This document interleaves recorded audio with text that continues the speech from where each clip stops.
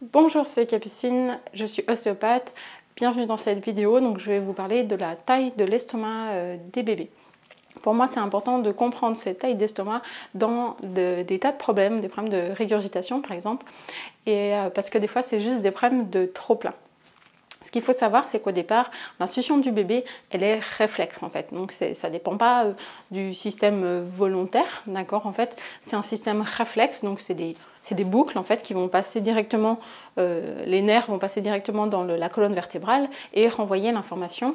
Et du coup, c'est réflexe en fait. Donc vous mettez par exemple le doigt dans la bouche d'un bébé, en fait, il tète.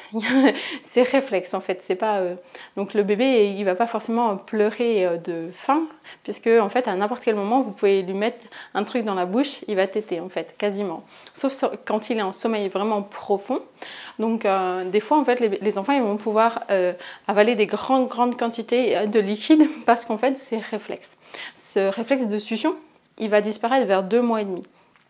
Et ça arrive par exemple que des fois il y a des bébés qui tétaient des grandes quantités, puis tout d'un coup vers 2 mois et demi, ils chutent brutalement dans leur volume parce qu'en fait là ils vont être capables, ça va devenir progressivement volontaire, et donc ils vont pouvoir vous faire comme ça là, repousser la tétine ou le sein, parce que c'est bon, ils ont eu assez, et ils vont commencer à être capables de gérer. Et j'ai vu moi des fois des bébés qui étaient à 180 ml et ils tombent à 90 autour de cette période-là en fait. Du coup, c'est vrai que ça peut paraître inquiétant et ils font quasiment moitié moins, mais pour moi, c'est vraiment ces maturations des réflexes qui font que l'enfant il va pouvoir commencer à gérer son volume. Donc, sans plus attendre la taille de l'estomac des bébés.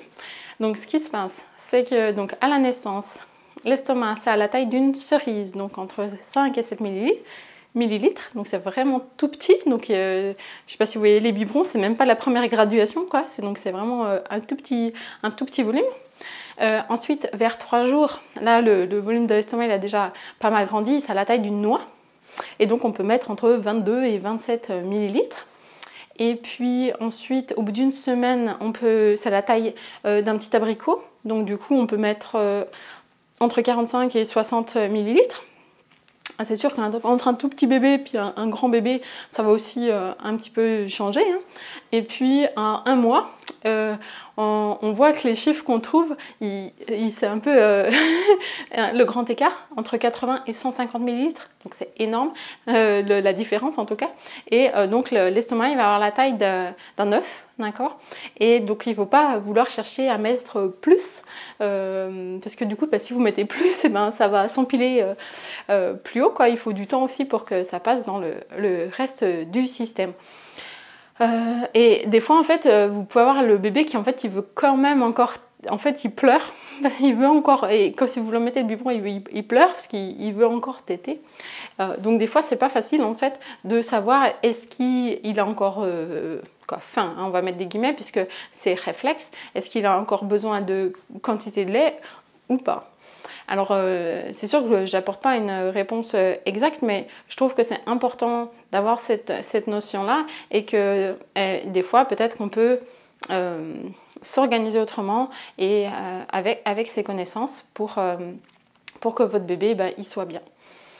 Donc voilà un petit peu ce que je voulais vous dire sur cette taille de l'estomac et puis cette compréhension des réflexes pour comprendre que des fois,